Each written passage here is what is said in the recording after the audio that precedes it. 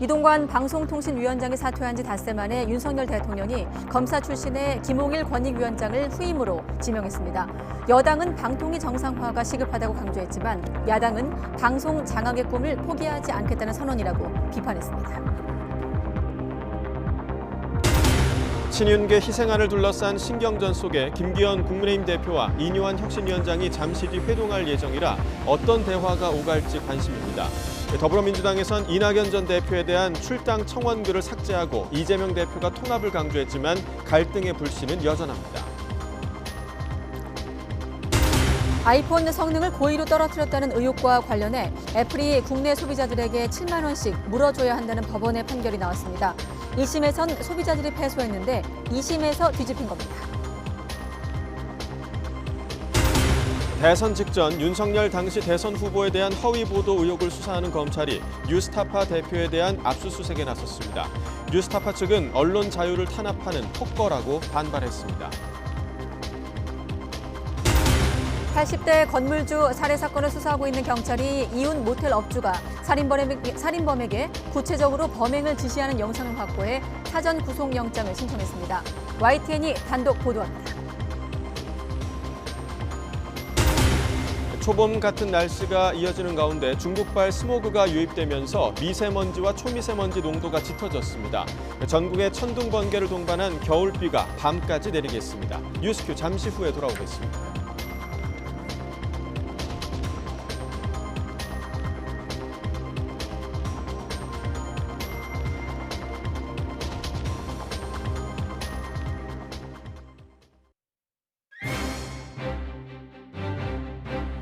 네, 여러분 안녕하십니까? 가장 빠른 종합뉴스 뉴스큐 시작합니다. 대설을 하루 앞두고 이 추위 대신에 미세먼지가 몰려왔습니다. 밤까지 곳곳에 요란한 비가 내리는 곳도 있어 예보 확인하시기 바랍니다. 잠시 후 기상 전문 기자 연결하겠습니다.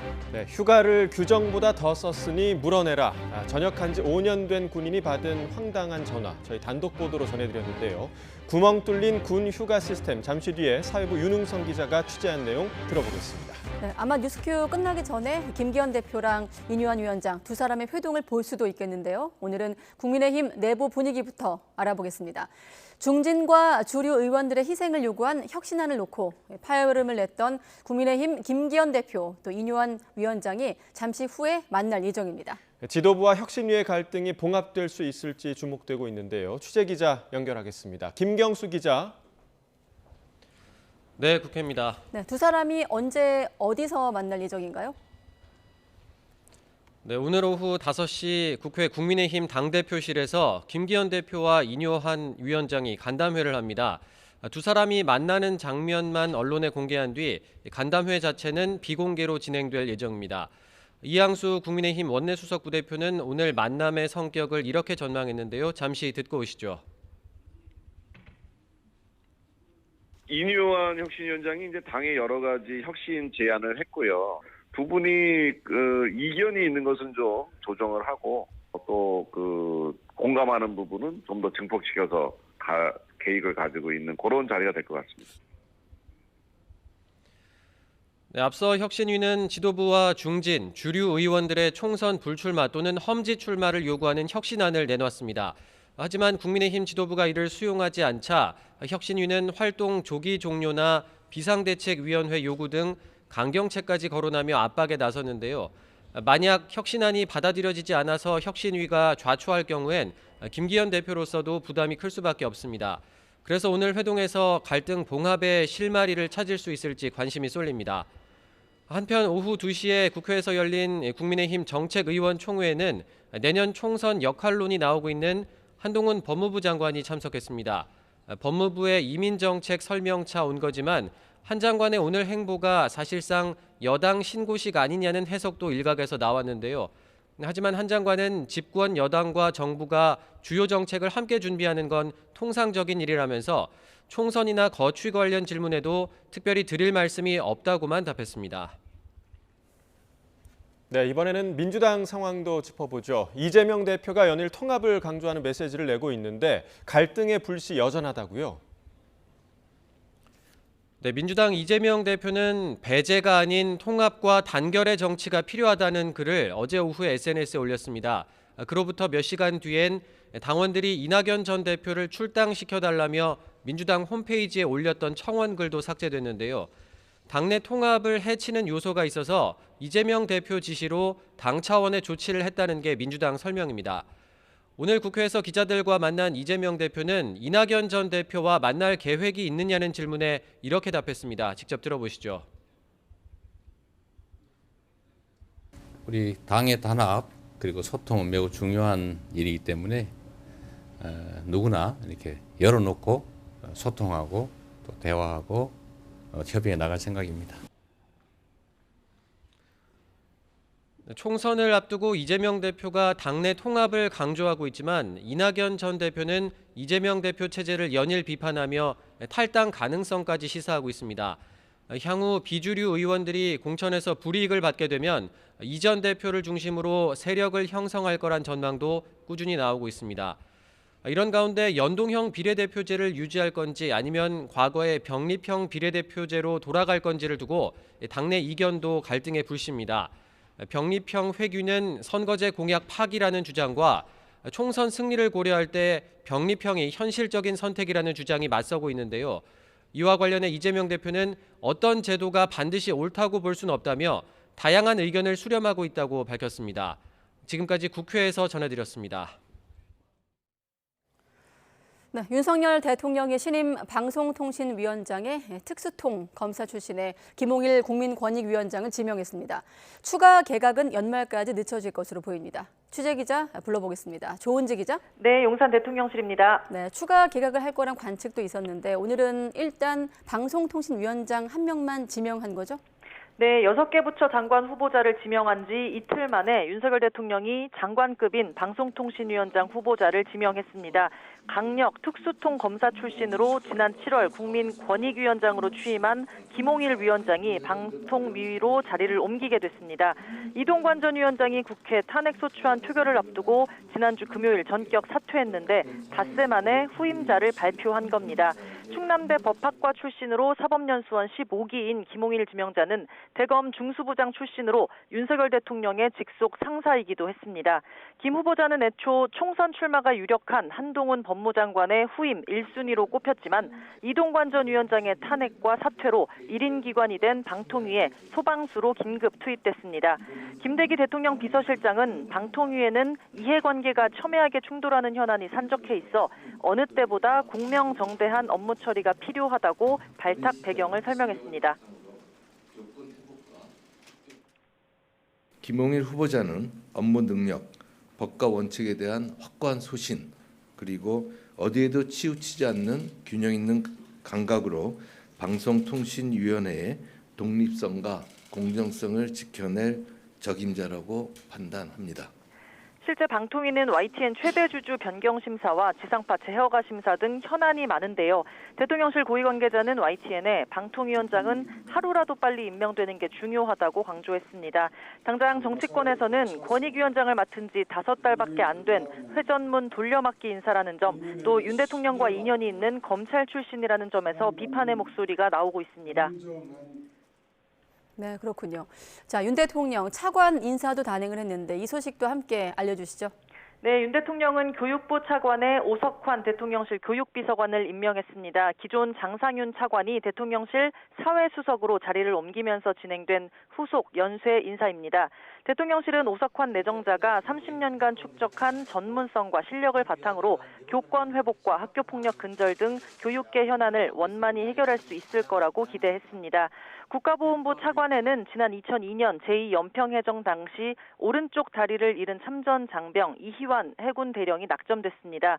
대통령실은 이희환 내정자는 양쪽 다리에 총상을 입고도 북방 한계선을 사수한 국가적 영웅이라면서 영웅이 대우받는 나라를 만들겠다는 윤석열 정부의 확고한 의지를 반영했다고 설명했습니다. 오늘 인선은 원포인트에 가깝습니다. 대통령실 고위 관계자는 다음 주 월요일 윤 대통령의 네덜란드 국빈 방문 출국 전까지 추가 개각 발표는 없다고 못 박았습니다. 하지만 발표 시점을 조율하고 있을 뿐 총선 차출론이 불거진 산업통상자원부 박문규 장관, 부산엑스포 책임론이 있는 외교부 박진 장관은 교체가 확정적입니다. 총선 역할론이 있는 한동훈 법무장관이 언제 등판할지 초미의 관심인 가운데 과학기술정보통신부와 고용노동부는 유임하는 기류가 뚜렷합니다.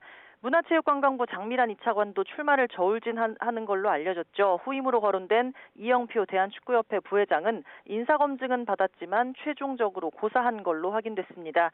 인사파동이 있었던 국정원장의 조태용 국가안보실장이 이동할 걸로 예측되는 가운데 외교안보 라인의 연쇄 이동을 놓고 막바지 검증이 한창인 걸로 전해졌습니다. 해수부 박성훈, 국토부 권오진 차관 등 총선을 준비하는 인사들이 있는 만큼 내년 1월 11일 공직자 사퇴 시한까지 크고 작은 인사가 계속 이어질 걸로 보입니다. 지금까지 용산 대통령실에서 YTN 조은지입니다. 네, 윤석열 대통령은 또 부산을 방문해 엑스포 유치를 위해 노력한 시민 대표와 부산 지역의 국회의원, 기업인과 정부, 지자체 관계자 등 100여 명을 초청해 격려했습니다. 윤 대통령은 오늘 부산항 국제전시컨벤션센터에서 열린 간담회에서 엑스포 유치 활동을 이끌어준 각계 시민 대표와 기업인, 무엇보다 엑스포 유치를 뜨겁게 갈망한 시민들에게 감사하다고 밝혔습니다. 그러면서 부산의 글로벌 거점화를 위해 글로벌 허브 도시 조성을 위한 특별법과 가덕도 신공항 개항, 한국산업은행 부산 이전 등을 추진하겠다고 약속했습니다. 지난 대선 직전 윤석열 대통령을 겨냥한 허위 보도 의혹을 수사하는 검찰이 뉴스타파 김용진 대표에 대해 강제 수사에 나섰습니다. 검찰은 신학림 전 언론노조 위원장과 김만배 씨 사이의 이른바 허위 인터뷰가 뉴스타파를 통해 보도되는 과정에 김 대표가 개입한 것으로 보고 있습니다. 취재기자 연결해서 알아봅니다. 백종규 기자. 네, 서울중앙지방검찰청입니다. 네, 검찰이 뉴스타파 대표에 대해서 압수수색을 벌였죠? 네, 그렇습니다. 서울중앙지검 대선 개입 여론조작 특별수사팀은 오늘 오전부터 뉴스타파 김용진 대표의 서울 자택을 압수수색했습니다. 지난 9월 14일 뉴스타파 사무실을 압수수색한 지 3개월 만입니다. 오늘 압수수색은 김 대표 측 변호사가 도착한 뒤인 오전 10시부터 시작된 것으로 파악됐습니다. 검찰은 지난해 대선을 앞두고 뉴스타파 전문위원이었던 신학림 전 언론노조 위원장과 대장동 민간업자 김만배 씨 사이 허위 인터뷰가 뉴스타파를 통해 보도되는 과정에 김 대표가 개입한 것으로 보고 있습니다. 이에 따라 윤 대통령을 피해자로 한 정보통신망법상 명예훼손 혐의를 적용해 김 대표를 피해자로 입건했는데요. 검찰은 대장동 민간업자 김만배 씨가 지난해 2021년 9월 뉴스타파 전문위원이었던 신학림 전 언론노조위원장과 만나서 윤석열 대통령이 대검 중수부에 있을 때 부산저축은행 사건을 수사할 당시에 대장동 대출 브로커 조우영 씨 사건을 덮어줬다는 취지의 허위 인터뷰를 한 것으로 보고 있습니다. 그리고는 닷새 뒤에 인터뷰 대가로 김 씨가 신 씨에게 1억 6,500만 원을 지급했다고 의심하고 있는데요. 김 씨 육성이 담긴 인터뷰는 대선 사흘 전인 지난해 3월 뉴스타파를 통해서 보도가 됐습니다. 검찰은 이후 지난 9월 서울 중구 뉴스타파 사무실 등을 압수수색하며 수사를 본격화했는데요. 대장동 의혹에 대한 화살을 윤 대통령 쪽으로 돌리기 위해서 김 씨가 신 전 위원장에게 돈을 주고 의도적으로 허위 인터뷰가 보도되도록 했다는 게 검찰 시각입니다. 검찰은 김 대표가 김만배 씨와 신 전 위원장 사이 돈 거래 사실을 미리 알고 있었다는 정황도 포착한 것으로 전해졌는데요. 검찰 압수수색이 이루어지긴 8달 전인 지난 1월에 신 전 위원장이 언론사 기자에게 허위 인터뷰 대가로 돈을 받은 적 있느냐는 취재 전화를 받고 이를 김 대표에게 보고했다는 겁니다. 신 전 위원장은 조직을 우선하는 결정을 하라고 말한 뒤에 뉴스타파 전문위원직을 내려놓은 것으로 알려졌는데요. 다만 검찰은 김 대표가 두 사람 사이 돈 거래에까지 관여하지는 않은 것으로 보고 관련 혐의는 적용하지 않은 것으로 전해졌습니다. 검찰은 압수수색으로 확보한 자료들을 분석한 뒤에 조만간 김 대표를 피의자 신분으로 불러서 조사할 예정입니다. 오늘 압수수색과 관련해 뉴스타파 측은 민주화 이후 전례를 찾아보기 힘든 폭거라고 반발했습니다. 법 질서를 존중하는 차원에서 뉴스타파 본사와 한상진, 봉지욱 기자 압수수색에 협조하고 필요한 자료를 이미 제출했는데도 검찰이 아무런 수사 성과를 내지 못한 채 수사를 확대하고 있다며 이는 언론 자유를 탄압하는 폭거에 반드시 검찰이 책임을 져야 한다고 비판했습니다. 지금까지 서울중앙지검에서 YTN 백종규입니다. 애플이 운영체제 업데이트를 통해 고의로 기기 성능을 떨어뜨렸다며 소비자들이 제기한 손해배상 소송 2심에서 법원이 소비자의 손을 들어줬습니다. 소비자 선택권 등이 침해돼 정신적 손해를 입은 점이 인정된다며 원고 일부 승소 판결을 내린 건데요. 취재기자 연결해서 알아보겠습니다. 김다연 기자. 네, 서울고등법원입니다. 네, 1심과는 다른 결과가 나왔는데 자세한 판결 내용 전해주시죠. 네, 서울고등법원은 오늘 아이폰 사용자들이 애플 본사와 애플코리아를 상대로 낸 손해배상 소송 항소심에서 원고 일부 승소로 판결했습니다. 이 사건의 시작은 지난 2016년으로 거슬러 올라갑니다. 당시 애플은 구형 운영체제를 사용하는 아이폰 일부 시리즈에서 전원 꺼짐 현상이 발생하자 일부 성능을 제한하는 기능이 담긴 소프트웨어를 개발해 배포했습니다. 이후 애플이 노후화된 구형 아이폰 성능을 일부러 제한해 신형으로 교체를 유도한 게 아니냐는 의혹이 국내외에서 제기됐습니다. 애플은 지난 2018년 공지를 통해 배터리 노화 상태에 따라 업데이트 뒤 실행 속도 등이 느려질 수 있다고 뒤늦게 알렸는데요. 이후 6만 명이 넘는 아이폰 사용자들이 업데이트로 인해 손해를 봤다며 민사소송을 제기했습니다. 하지만 지난 2월 1심이 증거 부족 등을 이유로 원고 패소로 판결하면서 소비자 7명만 항소심 재판을 진행했습니다. 그리고 오늘 항소심 재판부가 2심 시작 9개월 정도 만에 애플 측 책임을 일부 인정하면서 1심 판결을 뒤집었습니다. 선택권 침해 등으로 정신적 손해가 발생한 점은 인정되는 만큼 원고 한 명당 7만 원의 배상 책임을 져야 한다는 겁니다.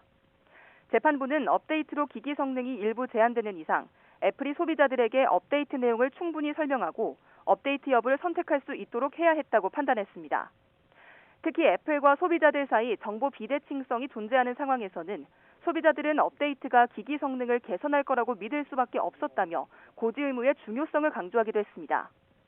다만 업데이트로 인해 아이폰이 물리적으로 훼손됐다거나 통상적인 기능에 영구적인 장애가 발생한 건 아니라며 재산상 손해는 인정하지 않기로 했습니다.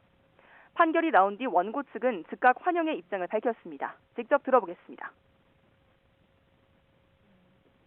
애플이 이번 판결을 계기로 해서 사실 다른 다수의 피해자들한테도 배상을 어떻게 하는 그런 어떤 책임 있는 조치를 취해야 될 것으로 보입니다.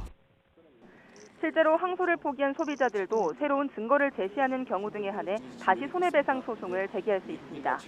또 기존 소송에 참여하지 않았던 소비자들 역시 업데이트로 인한 피해를 본 경우 소송을 추가로 제기할 수 있는 만큼 향후 비슷한 소송이 이어질 수 있다는 전망이 나옵니다. 지금까지 서울고등법원에서 YTN 김다현입니다. 사건은 브로커 사건에 연루된 전현직 경찰에 대한 수사를 이어가고 있는 검찰이 현직 고위경찰관에 대한 압수수색에 나섰습니다. 광주지방검찰청은 오늘 오전 충북 충주시 중앙경찰학교 A 치안감의 집무실과 주거지 등의 수사관들을 보내 압수수색 영장을 집행했습니다. A 치안감은 광주청장 재임 시절 인사청탁 관련 비리에 연루된 것으로 알려졌습니다. 사건 무마와 인사청탁 등의 혐의로 전직 경찰 간부 2명과 검찰 수사관을 구속 기소한 검찰이 현직 치안감에 대한 강제 수사에 들어간 건 이번이 처음입니다. 배우 이선균 씨 등의 마약 투약 의혹을 수사하는 경찰이 유흥업소 종업원을 마약 투약 혐의로 추가해 검찰에 넘겼습니다. 인천경찰청 마약범죄수사계는 오늘 마약류관리법상 향정 혐의로 유흥업소 여종업원 A씨를 불구속 송치했습니다. A씨는 경찰 조사에서 일부 마약 투약 혐의를 인정한 것으로 알려졌습니다. 네, 80대 건물주 살인 사건을 수사하고 있는 경찰이 앞서 한 차례의 구속영장이 기각이 된 모텔 업주에 대해 사전 구속영장을 신청했습니다. 이 모텔 업주가 살인범에게 범행을 구체적으로 지시한 영상을 확보한 것으로 YTN 취재 결과 확인이 됐는데요. 윤성훈 기자의 단독 보도 먼저 보시고 잠시 뒤 김성훈 변호사와 법리적인 쟁점 알아보겠습니다. 80대 건물주인 살인사건 발생 직후 경찰은 40대 모텔업주 조모 씨를 의심했습니다. 살인범에게 범행을 지시한 혐의로 구속영장을 신청했지만 법원은 받아들이지 않았습니다. 객관적인 증거가 없다는 게 이유였습니다. 살인교사 혐의 인정하십니까? 20일 가까이 수사를 이어간 경찰은 구체적인 범행 정황이 담긴 새로운 물증 확보에 주력했습니다. 우선 주차 관리인 30대 김모 씨에게 조 씨가 살인을 지시한 내용이 담긴 동영상을 조 씨 휴대전화에서 발견했습니다. 범행 석 달 전인 지난 8월 촬영된 영상에는 건물 옥상과 피해자 사무실 위치 등을 설명하며 살해 방법을 구체적으로 알린 정황이 포함됐습니다. 경찰은 또 범행 직후 김 씨가 모텔 곳곳에 묻힌 혈흔을 조 씨가 닦아 없애는 장면이 포착된 CCTV도 추가로 확보했습니다. 앞서 조 씨는 김 씨가 코피를 흘린 줄 알았다고 경찰에 진술했지만 혈흔의 양이 많아 코피라고 보긴 어렵다는 게 경찰 판단입니다. 피를 나눈 형제보다 가까운 사이라며 피해자를 죽여야 우리가 산다는 조 씨의 꼬드김에 넘어가 범행을 저질렀다는 지적장애인 김 씨의 진술만 있던 상황. 경찰은 새로 확보한 물증을 바탕으로 조 씨에 대한 사전 구속영장을 신청했습니다. 경찰은 조 씨의 신병을 확보해 구체적인 범행 동기를 조사할 방침입니다. YTN 윤성훈입니다. 6개월 된 딸을 아파트 15층에서 던져 숨지게 한 20대 친모가 구속됐습니다.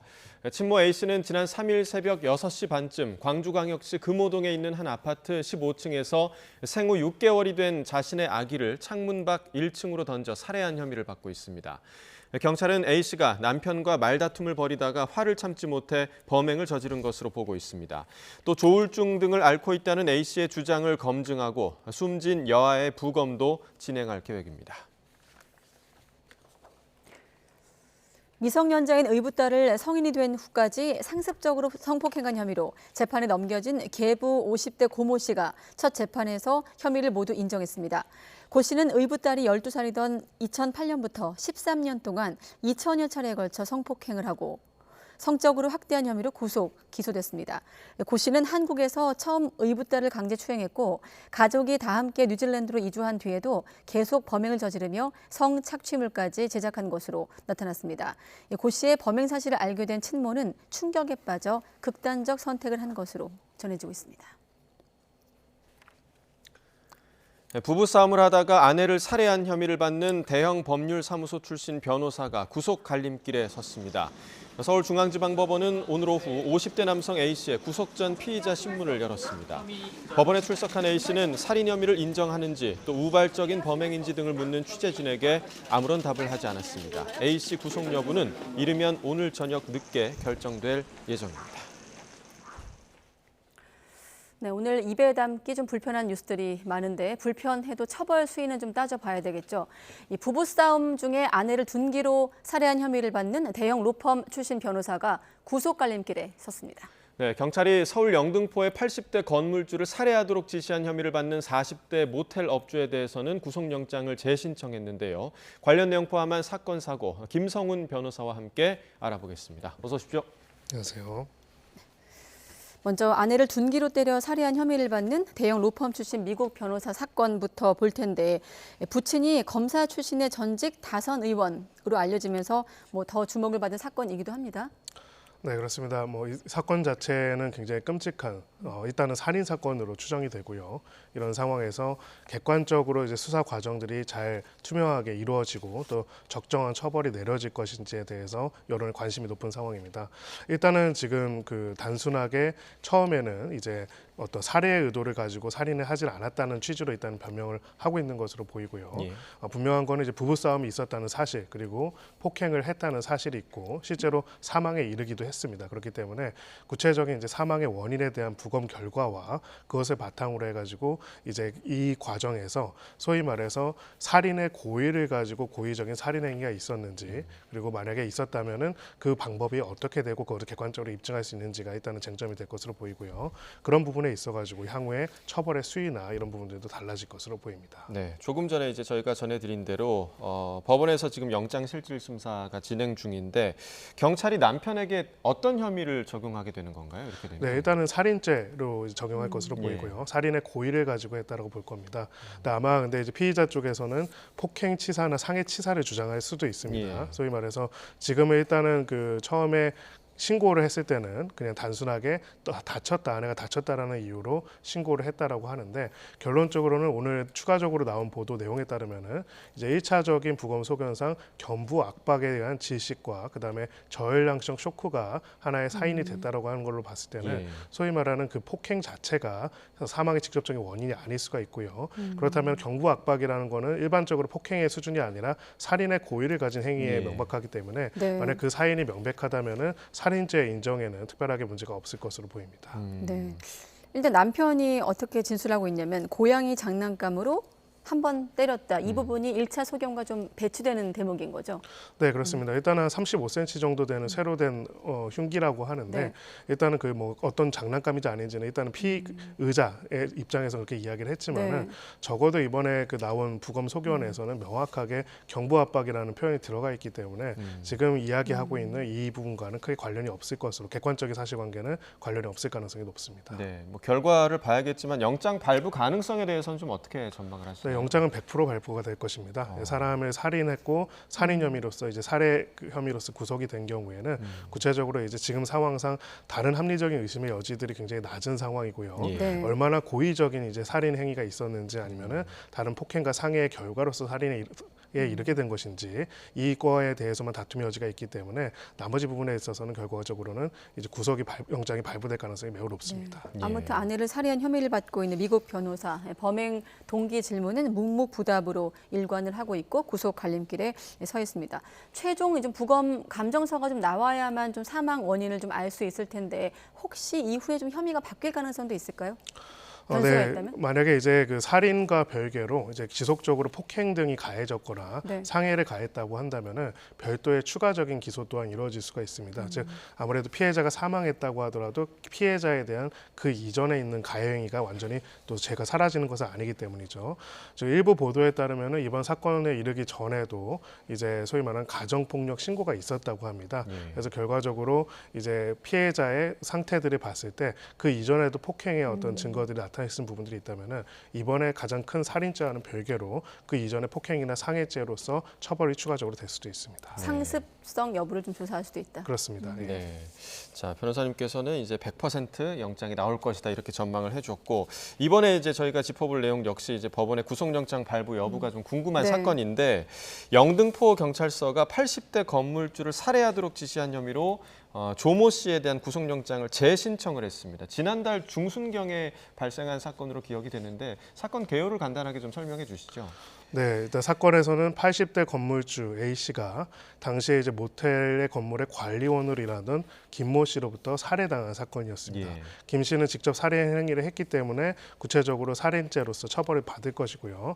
다만 근데 이때 30대 김모 씨가 어떠한 동기로 왜 살해했는지가 이제 의문이 있었던 부분이 있었죠. 그리고 일부 보도에 따르면은 김모 씨가 지적 장애를 앓고 있다, 지적 장애이다 상태라는 보도도 있었습니다. 네. 이런 상황에서 이 과정에서 이 살해의 동기로서 40대 조모 씨, 그러니까 모텔 주인으로부터 교사를 받았다는 진술이 나왔고, 네. 그래서 당시에 김모 씨뿐만 아니라 조모 씨에 대해서도 이제 영장 청구가 이루어졌었는데요. 일단 법원은 이와 관련돼서 조모 씨의 혐의를 인정하기가 어렵고 유일한 증거라고 할 수 있는 김모 씨의 진술이 일관되어 있지 않다라는 이유로 영장을 한 차례 기각하기도 했습니다. 자, 그런데 잠깐 아까 그 살해 사건 그 구성한 그래픽 다시 한번 보여주시면 그런데 저 YTN이 이제 단독 취재한 내용을 보니까 이 살인 사건 당시에 구속영장으로 기각으로 풀려난 조모 씨, 지금 화면 왼쪽에 있는 인물이죠. 조모 씨가 범행을 지시하는 정황이 담긴 영상을 경찰이 확보를 했습니다. 새로운 물증이 확보된 건데 구속영장 좀 발부 가능성과 맞물려 질문드린다면 어떻습니까? 네, 만약 그 영상이 그 조모 씨의 영상이 맞고 특별하게 그 영상에서 특히나 지금 일부 그 우리 YTN의 보도에 따르면은 네. 살해 현장에 미리 방문을 해가지고 구체적으로 어떤 방법으로 살해할 것을 지시한 것이 녹화가 됐고 녹음이 됐다라고 했는데요. 네. 만약 그것이 사실이라면은 사실 아까 말했던 처음에 영장이 기각된 사유와 완전히 다른 사유인 새로운 증거가 발견된 상황이기 때문에 영장이 발부될 가능성이 아주 높습니다. 네, 아주 높다라고 얘기를 해주셨고 저희가 뭐 계속 오늘 이제 다루는 사건들이 전부 다 이제 살인 사건이 굉장히 좀 많아서 좀 마음이 좀 무겁습니다. 지난 3월에 그 아내를 살해하고 교통사고로 숨진 것처럼 위장한 육군 원사 사건이 있었는데 발생 9개월 만에 지금 1심 군사법원 재판부에 판결이 나왔습니다. 당시에도 이게 단순 교통사고가 맞냐 이런 의문이 남는 사건이었거든요. 네, 당시 이제 사건에 일단은 발단한 교통사고 결과 이제 그 피해자가 사망을 했는데요. 당시에 이제 사망의 원인과 여러 가지 상황들을 봤을 때 납득하기 어려운 부분들이 있었습니다. 이 과정에서 이 해당되는 피고인은 당시에 아내가 자살을 했고 그래서 이제 사망한 상태에서 자기가 데리고 가다가 그러다가 사고가 났다라는 이유로 이렇게 변명을 했는데요. 이 부분과 관련돼 가지고 법원은 결국은 검찰은 이 부분이 사실과 다르다. 이것을 고의적으로 살해한 것이 분명하다라는 그런 것을 바탕으로 해서 기소를 했습니다. 당시 기소를 할 때 근데 이제 태기적 기소라는 걸 했습니다. 즉 당시에 여러 가지 상황상 경부가 압박된 그런 부분들이 이제 소위 말하는 사망의 원인이 됐을 가능성과 그리고 다발성 골절이라고 하죠. 사고로 인한 사망 가능성 두 가지가 다 있는 상황인데요. 결론적으로는 이미 살해를 한 다음에 은폐를 하기 위해서 교통사고를 낸 것인지 아니면은 살해의 목적으로 교통사고를 위장해서 살해를 한 것인지 그 방법에 대해서 이제 논란이 있었습니다. 그래서 이 두 가지 가능성을 모두 열어놓고 살인죄로 기소를 했는데 법원은 이에 대해서 살인죄를 유죄로 인정했던 그런 사안입니다. 일단 결론적으로 군사법원은 이 원사에게 징역 35년형을 선고했습니다. 군 검찰이 요청한 징역 30년 플러스 5년이 더해진 건데 검찰의 구형보다 중형 선고는 좀 이례적이라고 하더라고요. 해석을 해본다면 어떻습니까? 네, 그만큼 소위 말해서 사회적 비난 가능성이 큰 굉장히 큰 처벌의 필요성이 있는 사건이라고 본 것입니다. 이 사건에서는 살인도 문제가 됐지만 또 살해로 위장해서 아내의 보험금을 타내려 사망보험금을 받으려고 했던 부분 또한 별도의 범죄를 구성하고 있고요. 특히나 이제 방법이나 내용들이 굉장히 엽기적이기도 합니다. 본인은 일단은 그리고 이 사건의 수사 과정과 재판 과정에서 끊임없이 변명으로 일관을 하고 어떠한 뉘우침도 없었다는 점도 굉장히 중요한 요소가 되고요. 이런 부분에 있어가지고는 단순하게 물론 살인 자체로도 강하게 처벌을 해야겠지만 엄벌의 필요성이 굉장히 높다라고 재판부가 판단했다 이렇게 볼 수가 있습니다. 그러니까 구형보다 지금 중형이 선고된 이례적인 판결이 지금 또 있는데 이번에 짚어볼 사건인데 음주 단속을 피해서 도주하다가 인도로 돌진해서 중년 남성을 숨지게 한 운전자에게 법원이 10년 선고를 했습니다. 이게 최대 양형 기준을 넘어선 판결이라고요? 네, 위험 운전 취사상 그리고 음주운전 이 두 가지가 경합된 경우에 대법원의 양형 기준에서 가장 높은 형량이 8년 11개월 형까지 선고할 수 있도록 되어 있습니다. 그런데 이 사안에서는 이제 징역 10년형을 선고를 했다라고 볼 수가 있고요. 그런 부분에 있어서 양형 기준보다 높게 중형을 선고했다고 볼 수가 있습니다.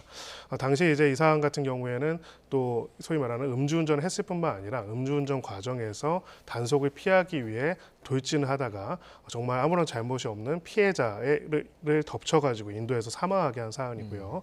그리고 이제 자세한 내용들은 안 나와 있지만 판결문상으로는 피해자가 굉장히 극심한 고통 속에서 이제 사망을 했다라는 부분들도 나타나 있습니다.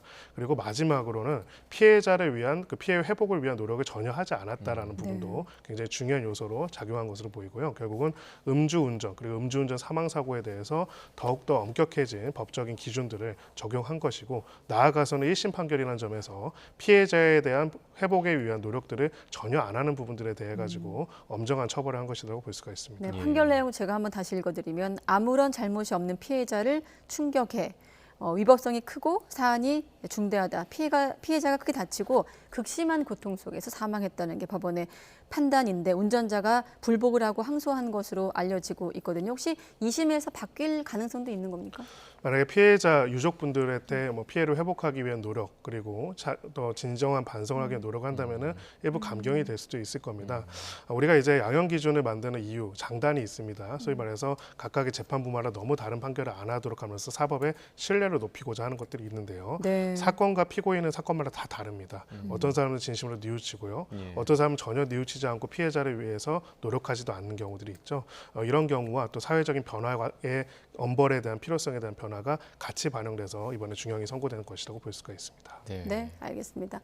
자, 사건 사고 오늘은 김성훈 변호사와 함께 법리적인 쟁점 다뤄봤습니다. 변호사님 고맙습니다.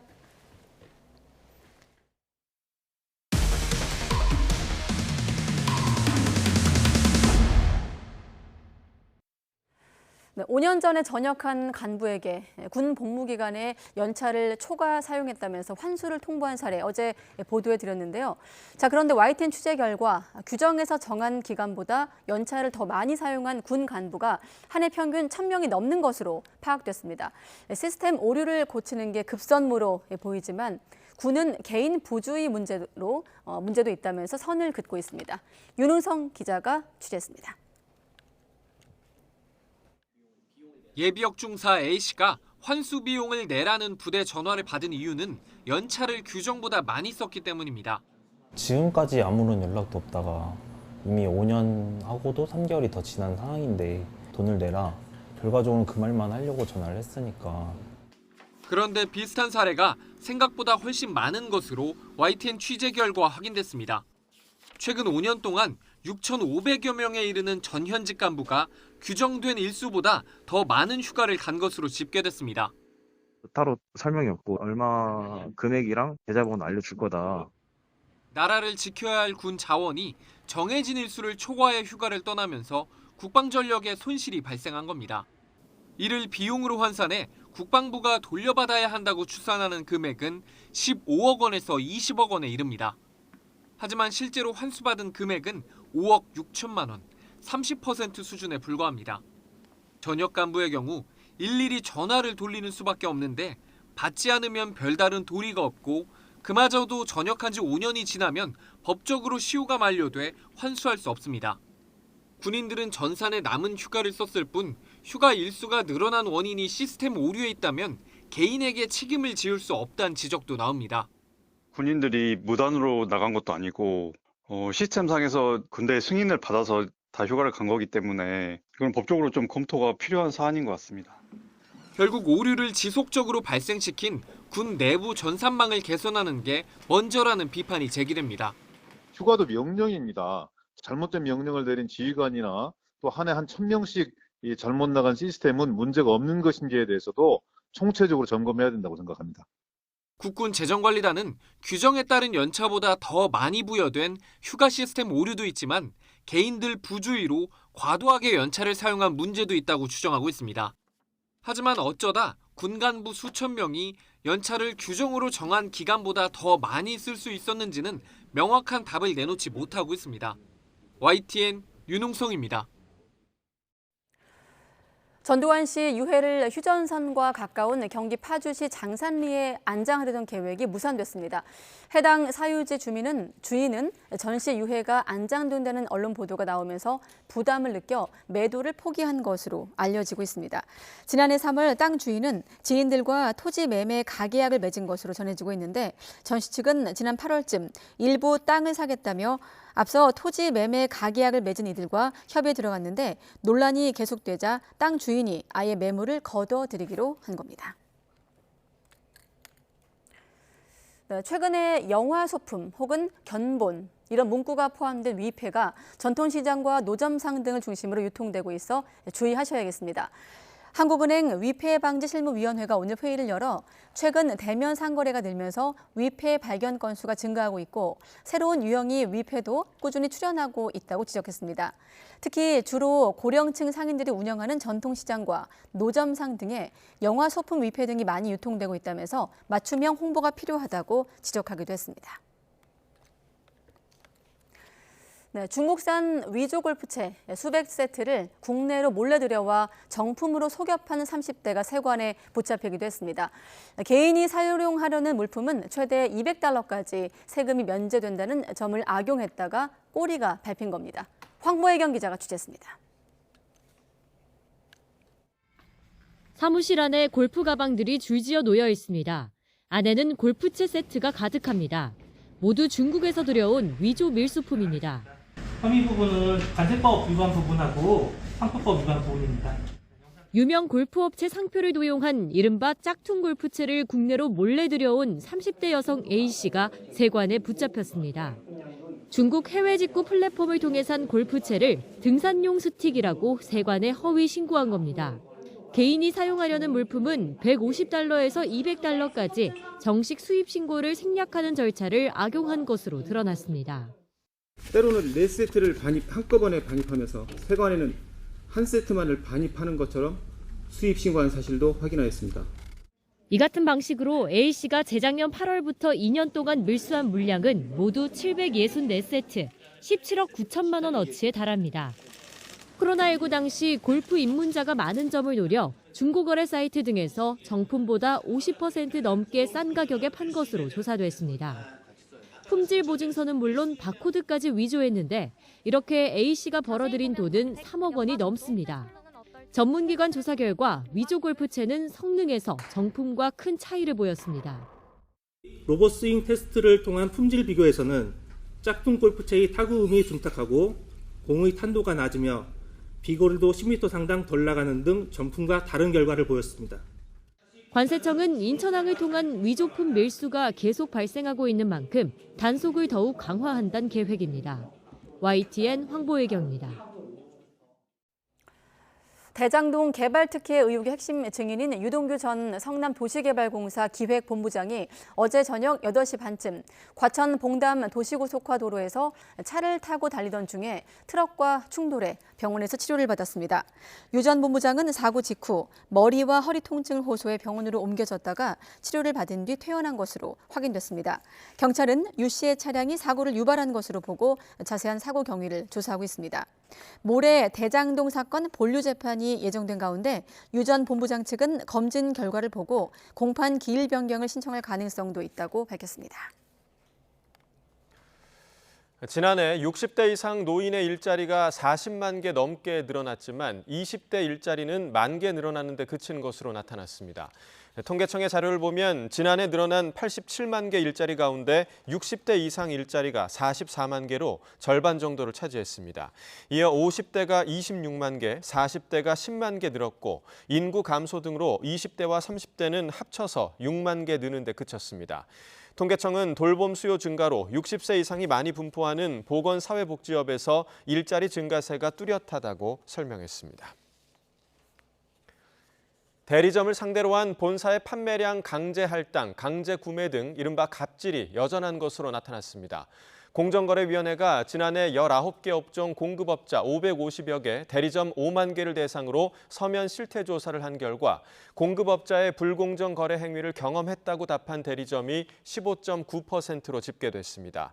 유형별로 보면 판매 목표 강제 행위가 6.7%로 가장 많았고 불이익 제공 행위가 4.2%, 경영정보 요구 행위가 4%로 그 뒤를 이었습니다. 최근 금값과 비트코인이 가파르게 상승하고 있습니다. 금리 인하 기대감에 국제 정세와 경제 불확실성이 더해진 영향인데 값이 오른다고 섣부르게 투자하기보다는 먼저 시장을 이해하고 예측하는 것이 좋습니다. 나연수 기자가 짚어봤습니다. 금값은 최근 온스당 2,135달러, 우리 돈 278만 6천 원을 넘어서며 사상 최고치를 경신했습니다. 코로나19 팬데믹이 한창이던 2020년 8월 이후 최고치입니다. 우리 시장에서도 1kg짜리 금 현물의 1g당 가격이 장중 87,910원까지 오르며 신고가를 경신했습니다. 금값은 10월 초부터 상승세를 타더니 시장에 금리 인하 기대감이 번지며 더욱 탄력을 받았습니다. 이스라엘 하마스 사태로 인한 지정학적 위기와 경기 불황도 안전자산 선호 심리를 부추겼습니다. 다만 최고가 경신 하루 만에 2%가량 가격이 내려가기도 한 만큼 금을 투자 대상으로 생각한다면 추가 상승 여력을 따져봐야 합니다. 이걸 가지고 뭐 어마어마한 수익을 내겠다라는 차원에서 금이라든가 은을 접근하는 게 아니라 생존의 관점, 그러니까 최악의 경우에 활용할 수 있는 나의 자산 정도, 이런 개념으로 접근하시는 게 저는 맞지 않나라고 보고 있어서.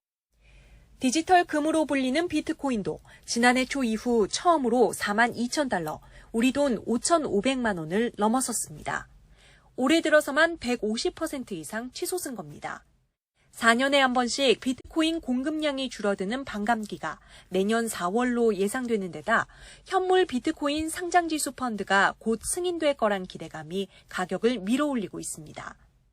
이 금리 인하에 대한 기대감이 집중되고 있는 기간 동안에는 당분간 이어질 수 있습니다. 그러나 물거품처럼 금리 인하에 대한 기대감이 사라질 수 있습니다. 여러 가지 물가 지표가 발표되거나 할 때 그렇게 되면 또 한 번 이 코인 가격이 조정받을 수 있습니다. 안전자산인 금과 달리 비트코인은 여전히 변동성이 큰 위험자산인 만큼 투자는 어디까지나 여유자금 안에서 이루어져야 한다고 전문가들은 조언합니다.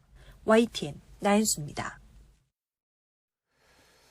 정부가 중국에 집중된 요소 수입 다변화를 위해 제3국에서 수입하는 기업에 대한 지원금을 검토하고 있습니다.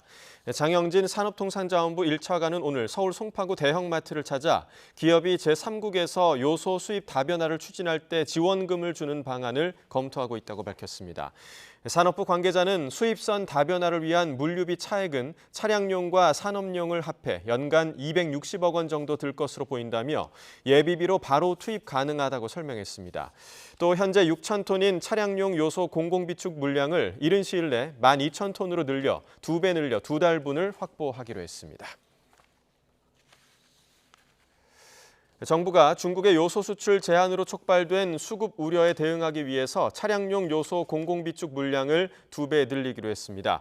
기획재정부는 정부 서울청사에서 김병환 1차관 주재로 관계부처 합동경제안보 핵심 품목 태스크포스 회의를 열고 이러한 대책을 추진한다고 밝혔습니다.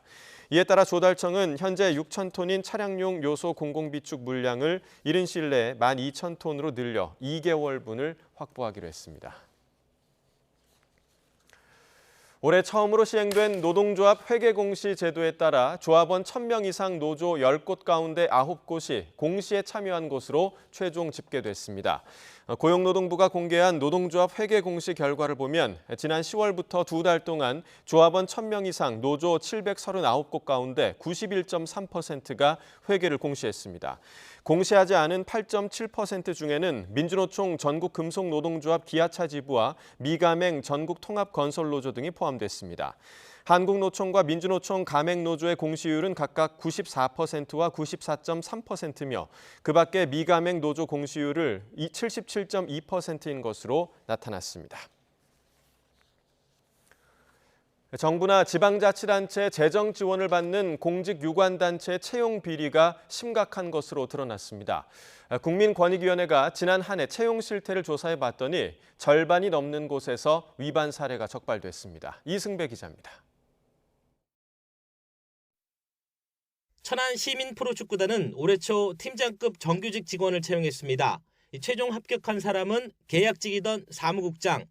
알고 보니 해당 채용 계획을 짜고 공고를 낸 당사자였습니다. 직접 결제도 받고 자기한테 유리한 면접위원까지 골랐습니다.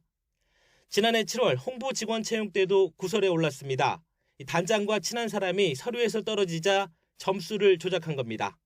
심사위원 3명 중 낮은 점수를 빼고 나머지만 반영해 최종 합격시켰습니다. 주무 지자체인 천안시 감사과에서 이미 수사 의뢰를 한 사항이니까 이제 아직 끝나지 않고 지금 진행 중입니다. 권익위가 지난해 공직 유관단체들의 채용 실태를 조사한 결과 이런 비리가 드러났습니다. 적발된 위반 사례만 867건, 조사한 800개 기관 가운데 55%인 450곳에서 공정성 결여가 파악됐습니다.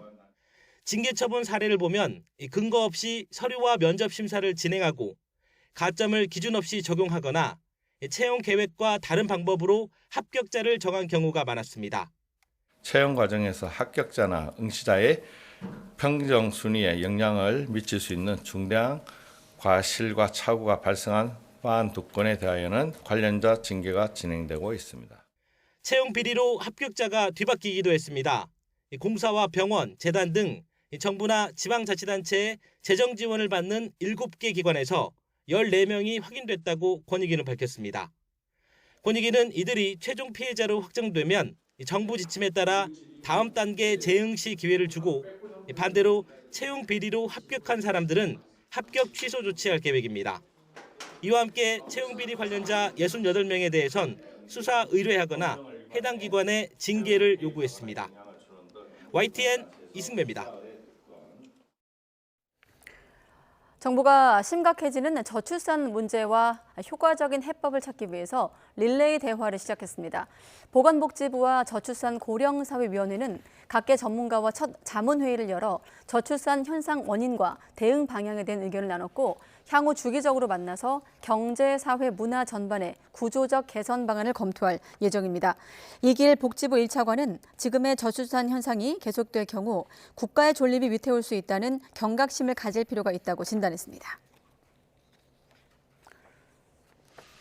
네, 민주당 이재명 대표도 저출생 문제를 해결하기 위해 국가가 책임지고 지방자치단체가 직영하는 온 동네 초등 돌봄 제도를 추진하겠다고 밝혔습니다.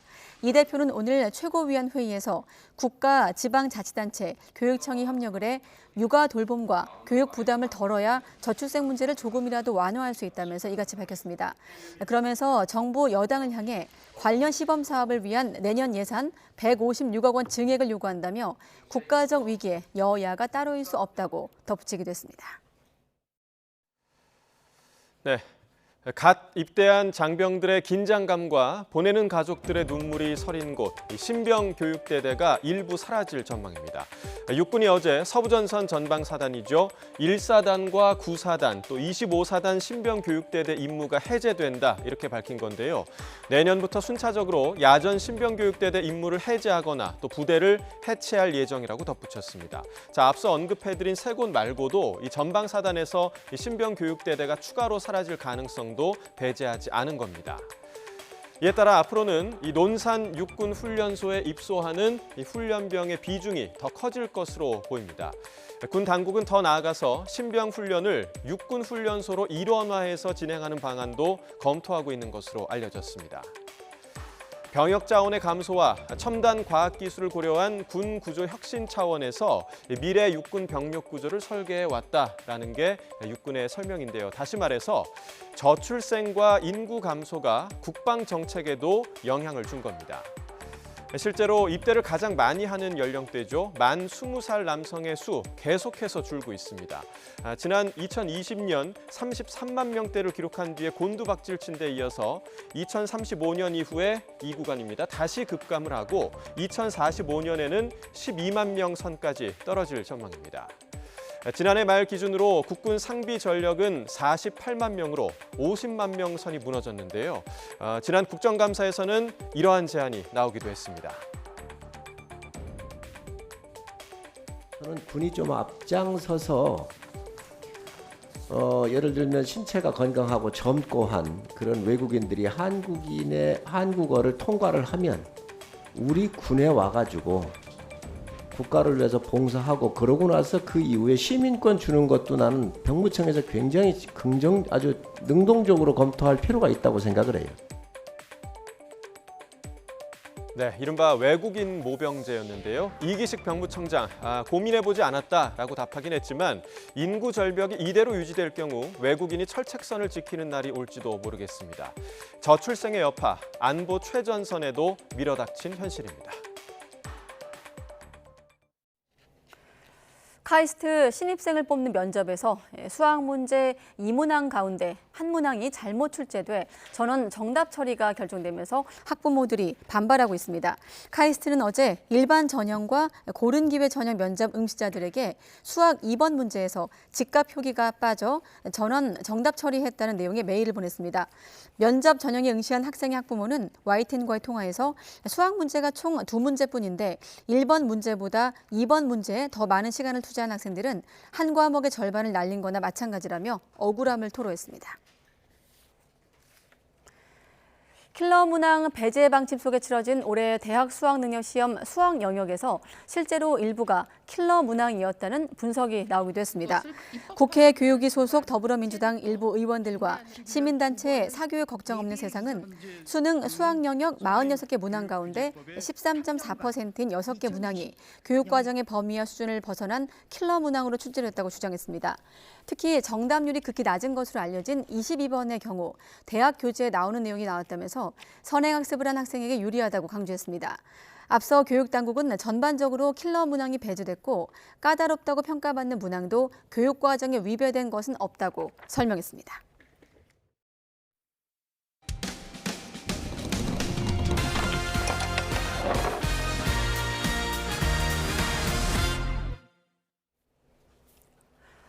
네, YTN은 지난 9월에 초토화하다시피 한 전남 완도 전복 양식장 실태 보도해드렸는데 당시 어민들은 바다 온도가 높기 때문이라고 주장을 했는데요. 그 여파가 지금도 계속되고 있습니다. 네, 게다가 자치단체가 제대로 피해 조사를 하지 않아서 이 보상을 받을 기회도 놓쳤다며 분통을 터뜨리고 있습니다. 오선열 기자가 취재했습니다. 전복 양식 어민의 삶의 터전인 가두리 양식장입니다. 양식장에 틀을 들어 올리자 전복이 우수수 떨어집니다. 다 죽은 것들입니다. 25도 이상이면 전복이 폐사가 나기 시작하는데 순간적으로 이렇게 전체 죽는 게 아니고 계속해서 가을까지 이어져서 폐사가 이어지기 때문에 지금 보시는 폐사에서 끝나지가 않는다는 게 더 큰 문제고. 석 달 만에 다시 찾은 완도의 전복 양식장. 지금도 사정은 마찬가지입니다. 양식장에서 살아있는 전복을 찾아보기가 쉽지 않습니다. 여름에 올해 고수온으로 인해 전복이 폐사가 발생을 하였습니다. 그런데 지금까지도 데미지 입은 전복들이 폐사가 발생하여 이 가두리는 한 70% 정도 폐사를 한 것 같습니다. 어민들은 지난 여름 고수온 때문에 전복 집단 폐사가 발생했다고 주장하고 있습니다. 실제로 올해 여름 완도 바다의 온도는 27도 이상이 한 달가량 유지됐습니다. 60% 70% 이상 기본으로 죽어가고 있고, 그런 상황에서 완도군에서는 아무런 조치가 없습니다. 어민들 생각을 해주신다면은 꼭 좀 뭔가를 좀 해주시길 바랍니다. 완도군은 전복의 한계 수온 기준이 28도인데 완도 바다 수온이 하루 평균 28도를 도달한 적이 없다는 입장입니다. 수온이 28도를 넘지 않아 고수온 피해로 볼 수 없다는 겁니다. 여태까지 고수온을 처리해 왔던데요. 한계 수온을 적용해서 28도가 넘지 않았기 때문에 고수온으로 보기 어렵다. 고수온이라고 확실하게 얘기할 수 있는 그런 연구 자료가 현재 없는. 하지만 국립수산과학원은 특정 수온에서만 고수온 피해가 인정된다는 규정은 전혀 없고 급격한 수온 편차 등 해양 환경을 고려해서 판단한다고 밝혔습니다. 어민들은 합동조사단조차 꾸리지 않으면서 아예 피해 보상을 받을 수 없게 됐다며 완도군의 안이한 행정을 성토하고 있습니다. 후쿠시마 오염수로 인해서 소비가 위축이 되고 판매가 되지 않는 게 올 여름에 가두리에 그대로 남아버렸습니다. 그래서 3년 동안 일서서 기른 전복들이 다 이렇게 많이 죽어버렸습니다.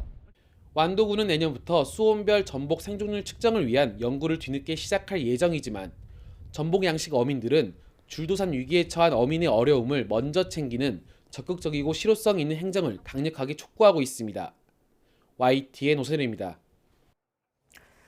네, 중국발 스모그가 유입되면서 전국적으로 초미세먼지와 미세먼지 농도가 동시에 높아지고 있습니다. 네, 특히 밤까지 곳곳에 요란한 비가 내리는 곳도 있을 것으로 보이는데요. 취재 기자 연결해서 자세한 내용 알아보겠습니다. 정혜윤 기자. 네, 정혜윤입니다. 네, 서울은 초미세먼지 때문에 시야가 무척 흐리던데 지금도 여전한 겁니까? 네, 그렇습니다. 서울 등 중서부 지방에서 남부 지방으로 초미세먼지가 점차 확산하고 있습니다. 먼저 미세먼지 상황부터 보시겠습니다. 네, 지금 보시는 화면은 예측 모델을 반영해서 초미세먼지 상황을 보여주는 화면입니다. 오늘 오후 상황인데요.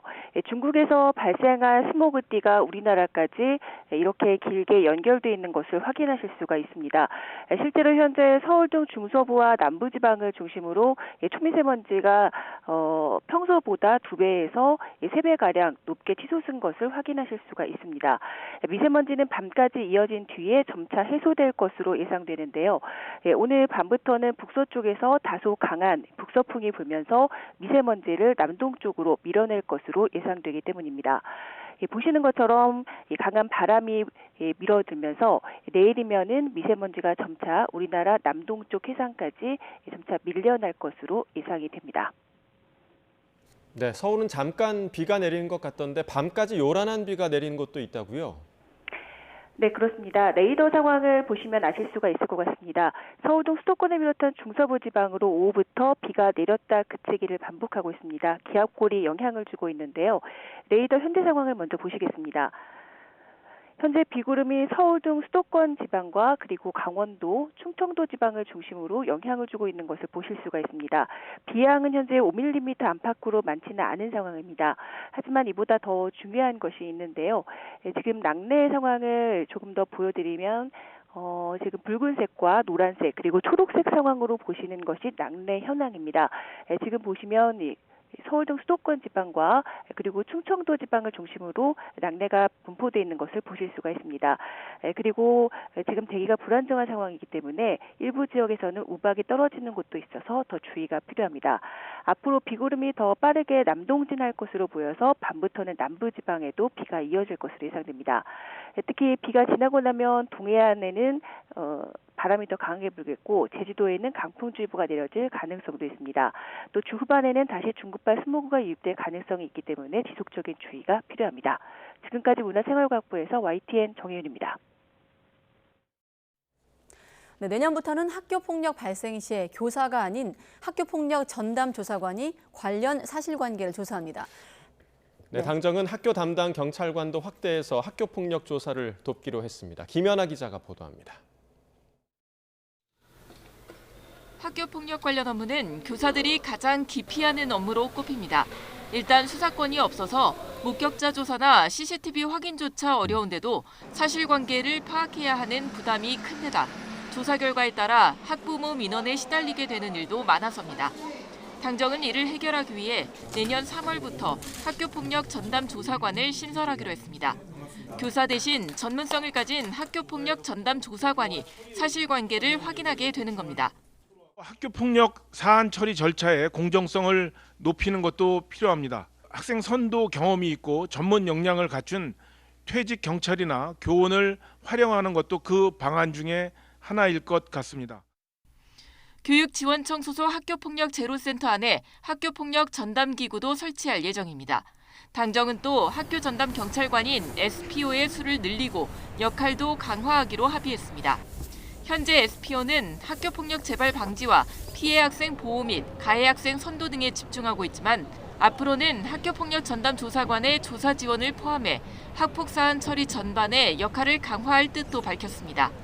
교사들이 학교폭력 조사 업무를 덜게 되면 교권 보호에도 큰 도움이 될 전망입니다.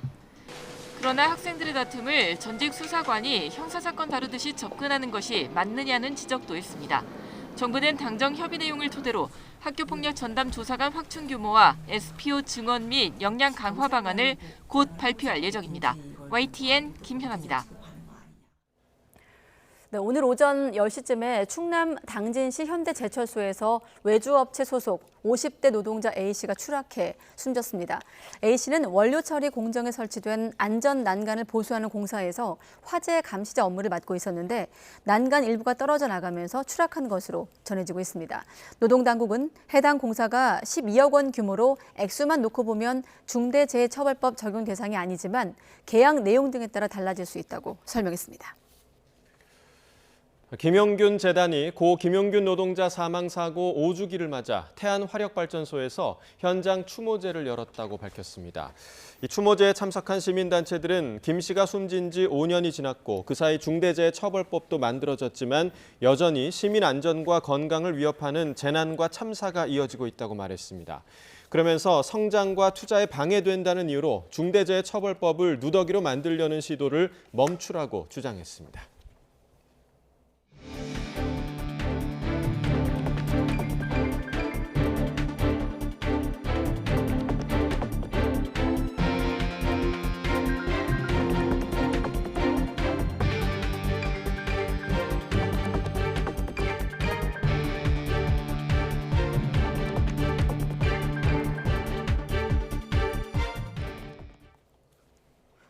네, YTN 뉴스큐 이어가겠습니다. 아까 알려드린 대로 국방부가 한참 전에 전역한 간부에게 군 복무 시절 규정보다 휴가를 더 많이 갔다면서 돈을 내라고 해 논란이 일고 있습니다. 네, 알고 보니 휴가 시스템 오류로 인한 문제였고 결과적으로 해마다 1,000명이 넘는 간부가 휴가를 초과 사용한 것으로 드러나 군 전산 시스템에 구멍이 생겼다는 비판이 큽니다. 자, 이 내용을 취재한 윤웅성 기자와 자세한 이야기 나눠보겠습니다. 어서 오십시오. 네, 안녕하십니까. 네. 바로 그 구멍이 얼마나 큰지 한번 들어보겠습니다. 먼저 이번 취재 어떻게 시작하게 된 거죠? 네, 예비역 중사 A씨가 최근 본인이 근무했던 부대로부터 황당한 연락을 받으면서 시작됐습니다. 지난 2018년 A씨는 전역했는데요. 전역하는 해에 규정보다 연차 일주일을 더 사용했다며 돈으로 물어내라는 내용의 연락을 받은 겁니다. 환수로 요구한 금액은 수십만 원에 이르렀습니다. 제보자 입장에서는 내부 전산 시스템에 기재된 일수만큼 휴가를 갖고 휴가 갈 당시에도 아무 문제가 없었기 때문에 억울함을 호소했습니다. 그런데 제보자가 황당한 부분은 또 있었습니다. 군에서는 돈을 내라고만 했을 뿐 왜 돈을 내야 하는지 정확한 사유를 설명해 주지 않은 겁니다. 제보자의 인터뷰 한번 들어보겠습니다. 지금까지 아무런 연락도 없다가 이미 5년 하고도 3개월이 더 지난 상황인데 정확한 설명을 해주는 것도 아니고 억울한 마음에 A씨는 어떤 경위로 본인이 연차를 더 사용했는지 알아보기 위해서 전화 이곳저곳을 돌려야 했습니다. 이 과정에서 군부대와 기관들이 하나같이 서로 다른 곳으로 문의해보라고 떠넘기기도 했는데요. 당시 군 관계자들의 통화 내용도 들어보겠습니다. 17 보병사단 재정부에 있는 중무관이라고 있습니다. 군번 되시고 말씀하시면 되고요.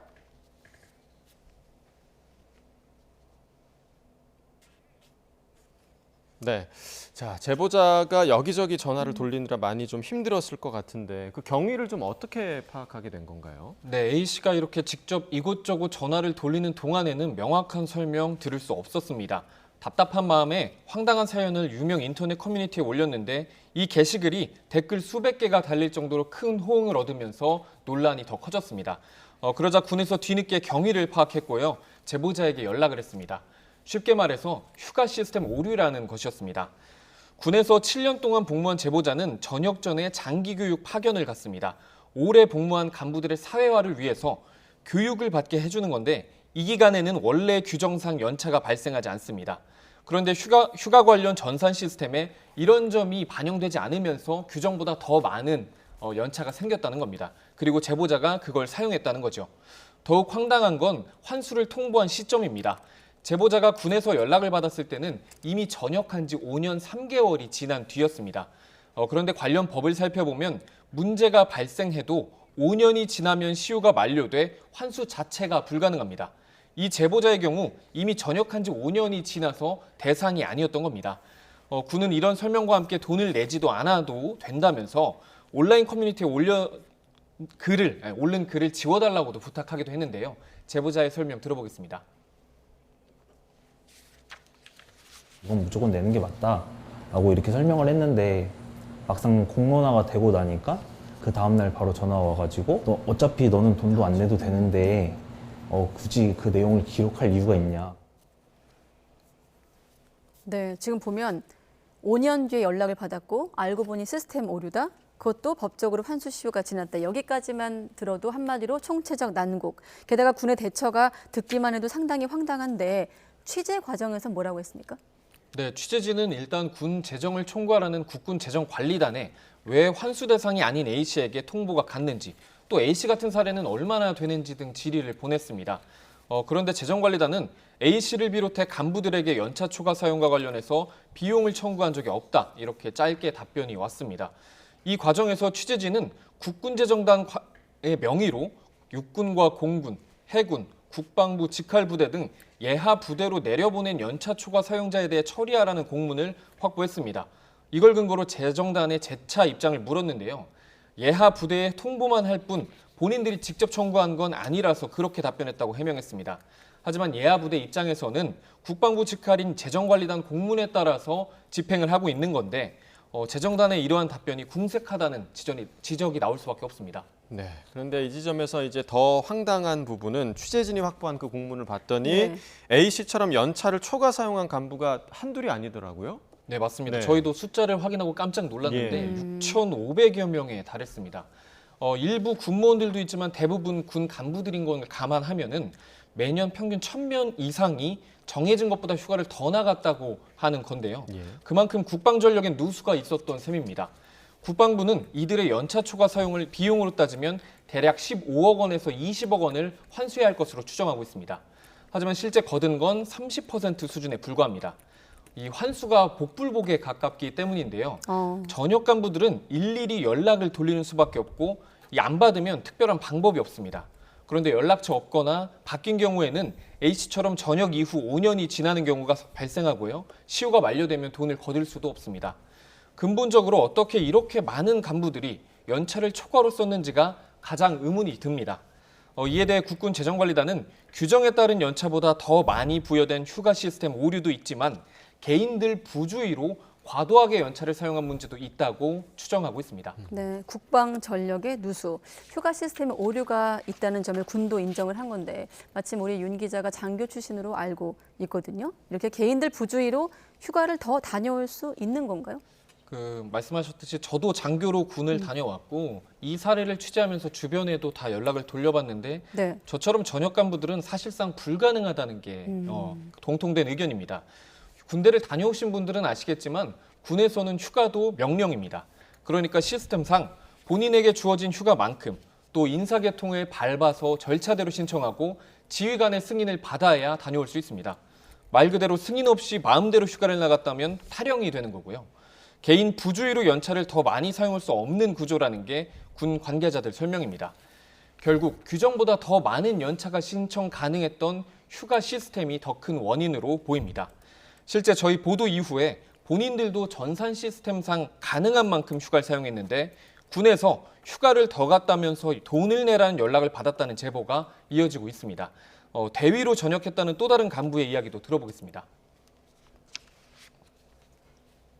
국방 인사정보체계상에 장교가 개인적으로 휴가를 신청하게 되어 있어요. 화면에는 자기가 얼마나 쓸 수 있는지 표시가 돼요. 당연히 그 한계치를 인지하고 제가 쓸 수 있는 범위 내에서 썼거든요. 환수 조치를 하겠다니까 좀 황당을 했죠.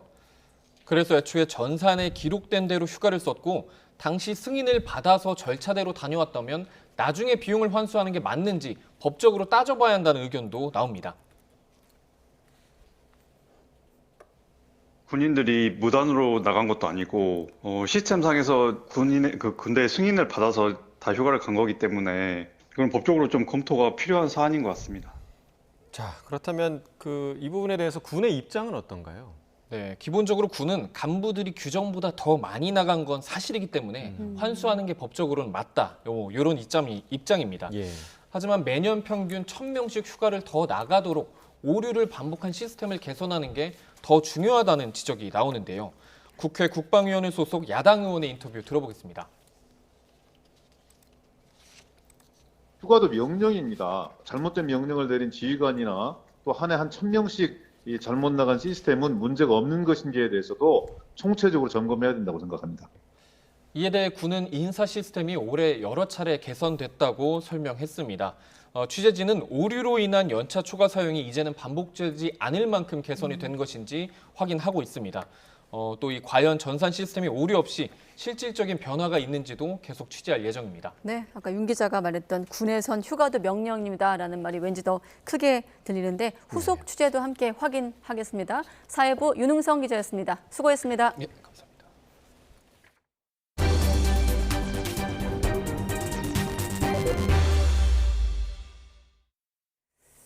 앞서 서두에 두 사람이 뉴스큐 끝나기 전에 만날 수도 있다고 했는데 현장으로 바로 가보겠습니다. 만남이 시작된 것 같습니다. 네, 이뇨한 위원장 또 김기현 대표 모습이 보이네요. 자, 갈등 봉합이 될 수 있을까 분수령이 됐는데 한번 들어보겠습니다. 법감도 왔는데 괜찮으세요? 네. 워낙 왕성하게 활동하셔가지고 국민적인 관심을 아주 끌고 계십니다. 한 40일 됐죠, 지금. 네. 그죠? 40일 됐는데. 역대 어느 혁신위원회보다 왕성하게 활동하시고, 아이고. 또 굉장히 국민적 관심 이끌어내고, 또 당에 대한 국민적 관심을 이끌어내는데 많은 역할을 해주셔서 아주 감사드립니다. 굉장히 좋은 혁신적 어젠다를 많이 제시하시고, 또 실천 가능한 것들이 상당 부분 많이 있기 때문에 그런 점들을 잘 존중하고 녹여내서 결과물로 만들어내야 되겠다 그런 생각하고 있습니다. 오늘 우리 이 위원장 모신다니까 이만큼 많은 언론들이 오신 거 보니까 그동안 활동을 잘 하신 것 같습니다. 아이고. 수고 많으셨고요. 감사합니다.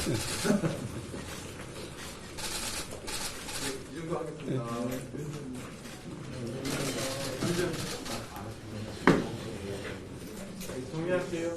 지공유 전화하겠습니다.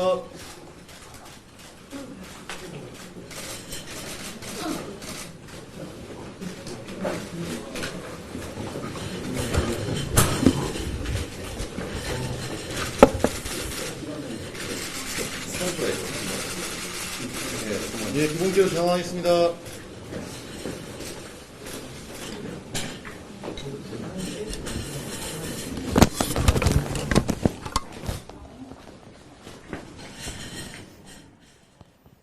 네, 생각보다 발언이 길진 않았습니다. 김기현 대표가 이뉴한 혁신위원장을 향해서 왕성하게 활동하셔서 국민적인 관심을 끌고 있다라는 말을 미소를 띤 채 밝혔고요.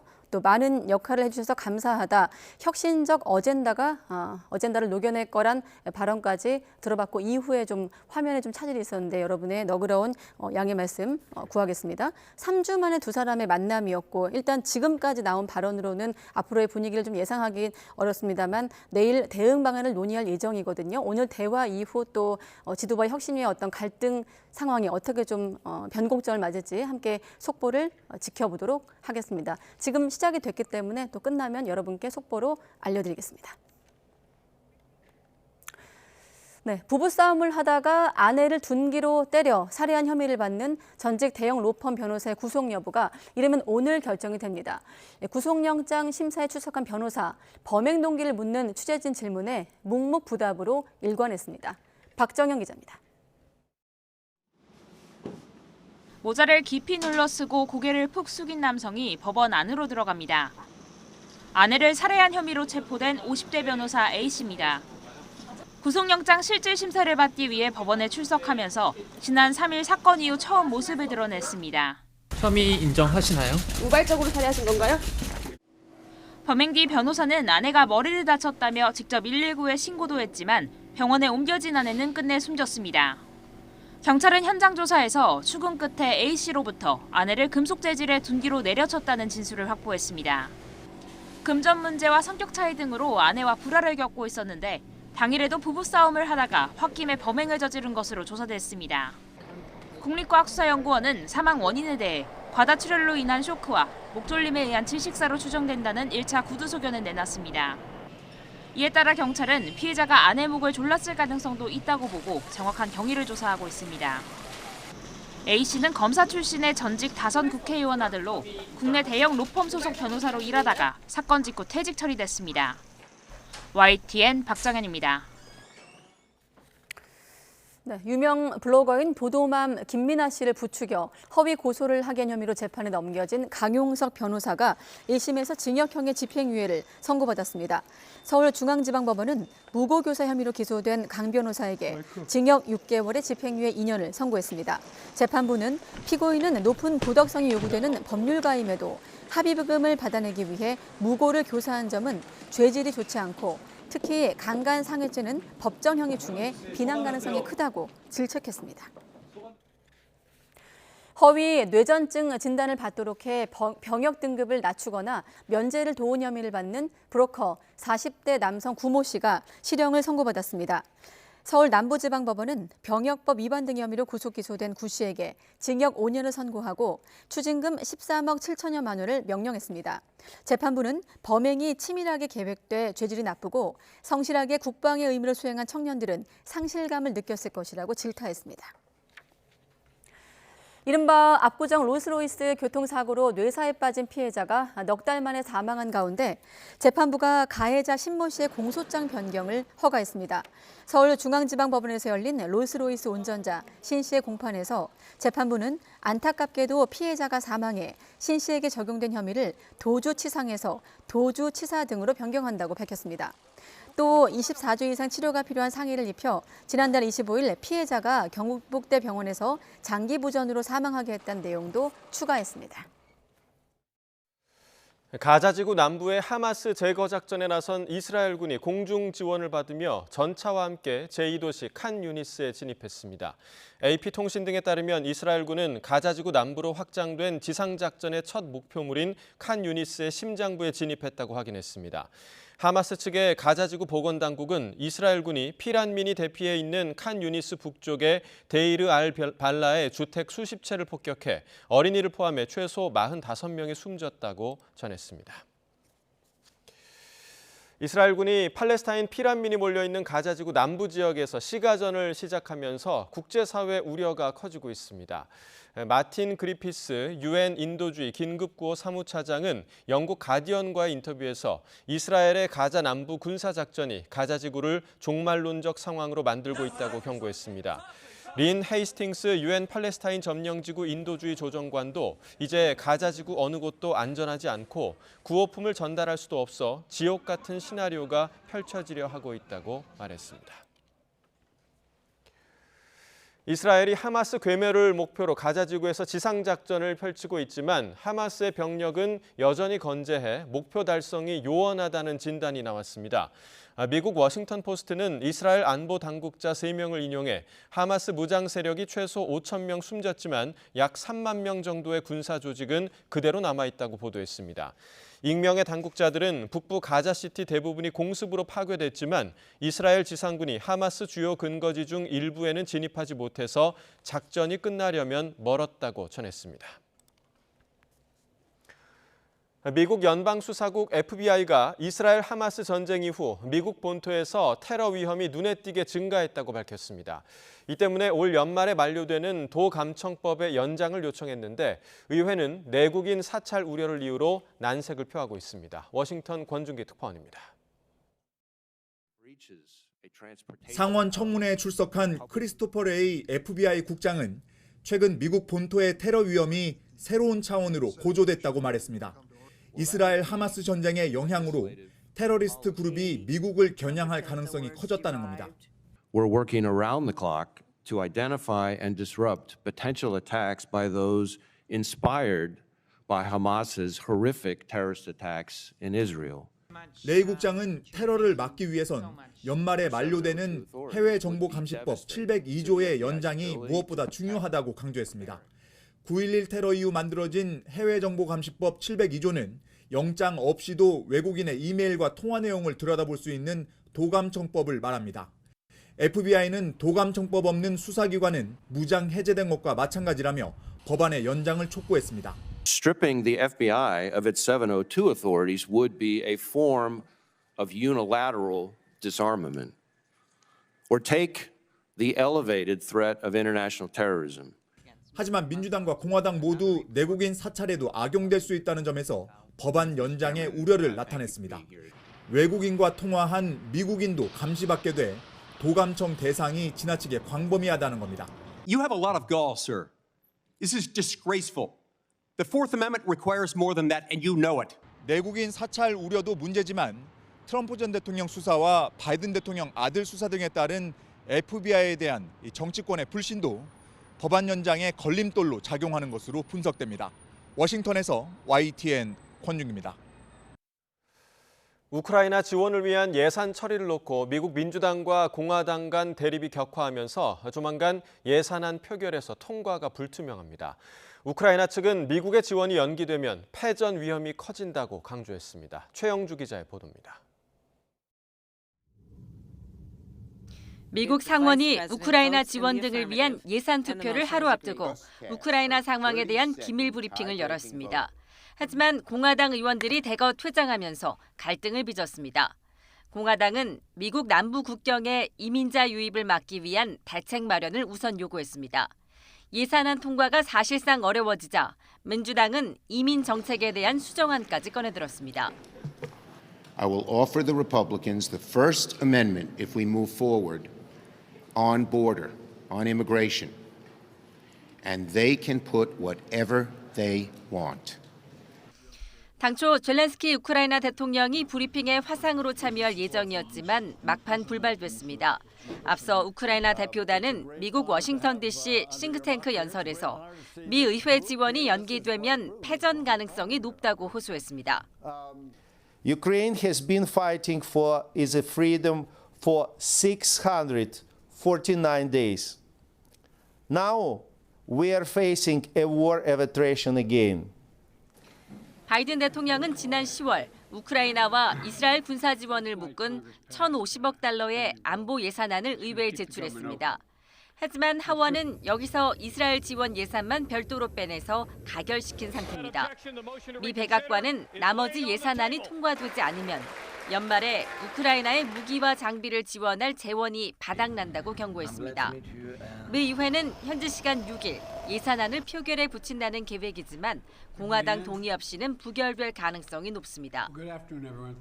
미국 등 서방 국가의 지원 약속이 불투명한 상황에서 전황마저 좋지 않아 우크라이나 전쟁이 교착 상태에 빠졌다고 외신들은 전했습니다. YTN 최영주입니다.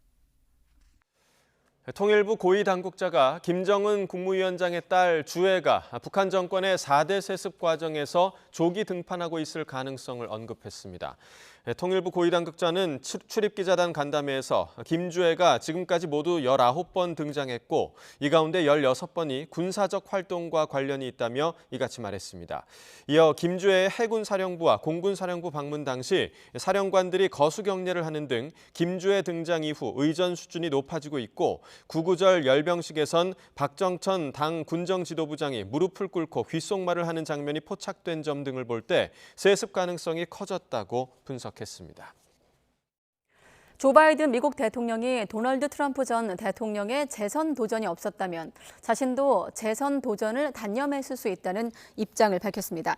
백악관 공동추진단에 따르면 바이든 대통령은 현지 시각으로 5일 매사추세츠주에서 열린 선거자금 모금 행사에서 만약 트럼프가 내년 대선에 출마하지 않았다면 자신이 출마했을 것이라 확신하지 못하겠다면서 우리는 그가 이기게 할 수 없다고 말하기도 했습니다. 네, 미국 워싱턴 DC 인근 주택가 한복판에서 폭발 사건이 발생했습니다. 현장에서 사망한 용의자는 전 부인 등을 상대로 소송을 남발하고 또 SNS에 반미 구호를 포스팅하기도 했다고 하는데 한국계일 수 있다는 추정이 나오기도 했습니다. 이종수 기자가 보도합니다. 출동한 경찰차들이 사건 현장을 둘러싸고 있습니다. 연기가 치솟고 화염도 피어오릅니다. 미국 수도 워싱턴 DC 인근 버지니아주 알링턴 카운티 주택가 한복판에서 폭발 사건이 발생했습니다.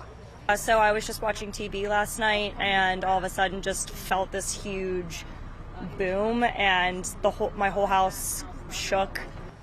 이웃의 신고를 받고 경찰이 출동했을 당시 용의자는 폭발이 발생한 자신의 2층 집안에 머물고 있었습니다. On-scene investigation revealed that a male suspect discharged a flare-type gun from the residence more than 30 times. 용의자 제임스 유는 56살로 대치하던 경찰이 진입을 시도하자 총을 쐈고 이후 집 내부에서 폭발이 일어났습니다. The suspect was inside the residence at the time of the explosion, and he is presumed at this point to be deceased. 경찰도 이 과정에서 3명이 가벼운 부상을 입었습니다. 용의자는 마녀라 부른 전 부인 등을 상대로 소송을 남발했는데 소송이 경솔하고 혼란스럽다는 이유로 기각 결정이 내려졌습니다. 소셜미디어에 반미 구호를 올리기도 한 용의자는 운둔자로 모든 창문을 알루미늄 포일로 막아 놓았다고 이웃은 언론 인터뷰에서 말했습니다. YTN 이종수입니다. 네, 경북 구미에서 고병환성 조류 인플루엔자 AI가 발생했습니다. 방역 당국은 현장을 차단하면서 가금류 이동을 통제하는 등 대책 마련에 착수했습니다. 김근우 기자가 보도합니다. 경북 구미에 있는 지산색강입니다. 방역복을 입은 요원들이 강변 생태공원 곳곳에 소독약을 뿌립니다. 지난 1일 이곳에서 고병원성 조류 인플루엔자 AI에 감염된 큰 고니 사체가 발견됐습니다. 전주 만경강에서 발견된 야생 조류와 전남 고흥 오리 농장에 이어 올해 3번째 확진입니다. 방역당국은 감염이 확인된 장소 주변을 모두 통제하고 바이러스 확산 방지에 나섰습니다. 생태공원 주변 10km 반경에서는 400여 농가가 가금류 9천여 마리를 사육합니다. 다행히 대규모 농가는 없지만 기온이 떨어지며 철새 이동이 늘어난 만큼 긴장을 늦출 수는 없습니다. 이번에 AI에 확진된 큰 고니 역시 겨울이면 구미를 찾아오는 철새입니다.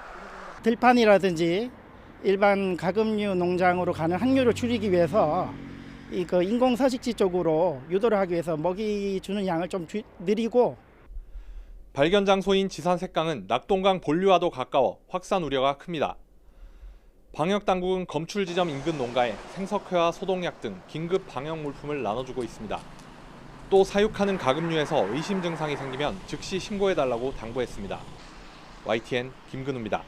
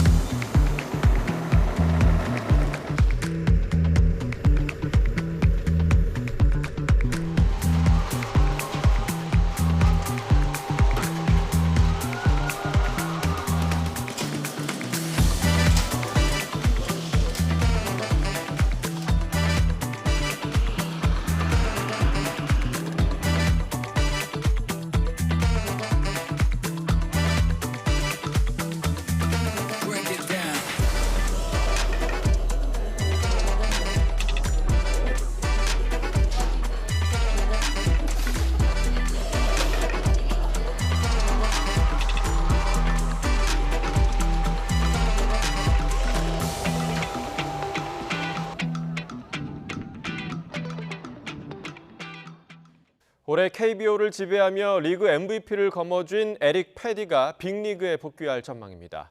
미국 스포츠 전문 매체 ESPN의 제프 파산 기자는 자신의 SNS에 패디가 시카고 화이트삭스와 2년 1,500만 달러, 약 197억 원의 계약에 합의했다고 밝혔습니다. 지난해까지 메이저리그에서 풀타임 선발 로테이션을 돌았던 패디는 올해 NC 유니폼을 입고 20승 6패, 평균 자책점 2.0, 탈삼진 209개를 잡아내며 리그 MVP에 선정됐습니다. 서울 송파구 방이동의 올림픽회관이 4년간의 공사를 마치고 대한민국 체육기관 통합청사로 재탄생했습니다. 지상 14층의 본관과 지상 4층의 신관으로 새로 태어난 올림픽회관에는 국민체육진흥공단과 대한체육회, 대한장애인체육회를 비롯해 체육회 소속 61개 종목 단체가 이달 말까지 입주할 예정입니다. 1986년 처음 건립된 올림픽회관은 1988년 서울올림픽 조직위원회가 사무실로 사용한 스포츠 문화유산입니다.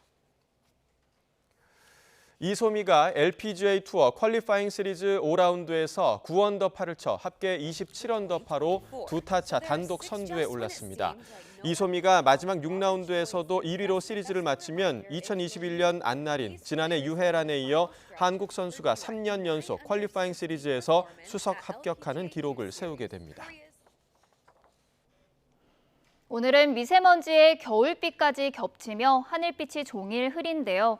현재 중국발 스모그가 유입되며 서쪽 지방의 초미세먼지 농도가 짙게 나타나고 있습니다. 하지만 비가 내리고 밤사이 대기 확산이 원활해지며 내일은 보통 수준의 대기질을 회복하겠습니다. 현재 산발적으로 비도 내리고 있습니다. 오늘 밤까지 전국 곳곳에 5mm 안팎의 겨울비가 예상되는데요. 비의 양이 많지는 않겠지만 돌풍과 벼락, 우박을 동반하기도 하겠고 미세먼지가 섞여 내릴 가능성이 있어 주의하셔야겠습니다. 한편 동해안 지방은 건조특보 속에 바람도 강하게 불겠습니다. 내일 아침 기온은 오늘보다 낮겠지만 크게 춥지 않겠습니다. 서울이 영하 1도, 대전이 0도, 대구는 3도에서 출발하겠고요. 낮 동안에도 비교적 온화함이 감돌겠습니다. 내일 서울 낮 기온은 11도, 대전과 대구는 12도, 광주는 13도, 부산도 13도를 보이겠습니다. 당분간은 예년보다 온화한 날씨가 이어질 전망입니다. 지금까지 날씨 정보였습니다. 가장 빠른 종합 뉴스 뉴스큐 마치겠습니다. 네, 이어서 이브닝 뉴스가 방송됩니다. 함께해 주신 여러분 고맙습니다.